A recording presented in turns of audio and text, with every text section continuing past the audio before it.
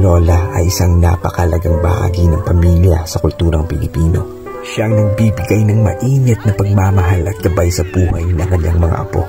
Sa pamamagitan ng kanyang mga kwento at tradisyon, nagmamana ang bawat henerasyon ng yaman ng kanyang karanasan at kaalaman. Ang kanyang pagmamahal at pag-aalaga ay nagbibigay ng kapanatagan at pagkakaisa sa pamilya.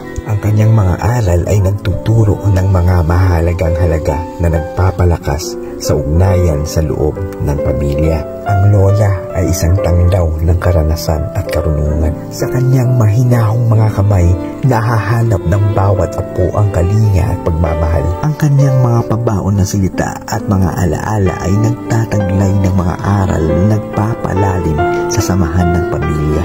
Sa bawat tawa at yakap, nabubuo ang mga masisiglang alaala na nagpapalakas sa bawat isa. Siya ang nagdadala ng biyaya at pag-asa sa tahanan, isang gabay at inspirasyon sa buhay ng kanyang mga mahal sa buhay. Sa bawat umaga, ang amoy ng kanyang pagluluto ay nagpaparamdam ng kasiyahan at pagmamahal sa tahanan. Ang kanyang malasakit at pag-aalaga ay hindi lamang limitado sa pamilya, kundi pati na rin sa komunidad. Sa bawat pagkakataon, handang magbahagi ng kanyang mga kaalaman at karanasan panggabayan ang iba sa kanilang mga pagsubok. Sa bawat yugto ng buhay, ang presensya ng lola ay isang patunay ng kanilang matibay na pagmamahalan at samahan na nagtatagal sa habang panahon.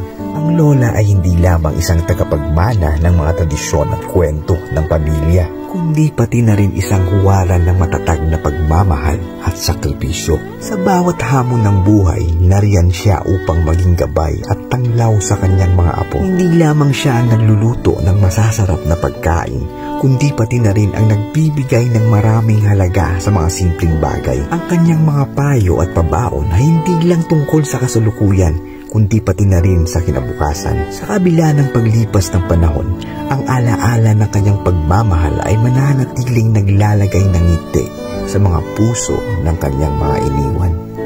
Ang alaala ng isang lola ay nananatiling isang masagalang pamana na nagbibigay buhay sa mga alaala at nagpapalakas sa bawat miyembro ng pamilya. Sa bawat kwento, pagkain na niluluto at yakap na ibinibigay, patuloy na buhay ang kanyang diwa at pagmamahal sa puso ng bawat isa. Ang kanyang pagiging haligi ng pagmamahal ay nagbibigay inspirasyon at lakas sa pamilya. Patunay na ang kanyang pagmamahal ay walang hanggan at hindi matatawaran. Sa aking lola, taos-pusong walang hanggang pasasalamat.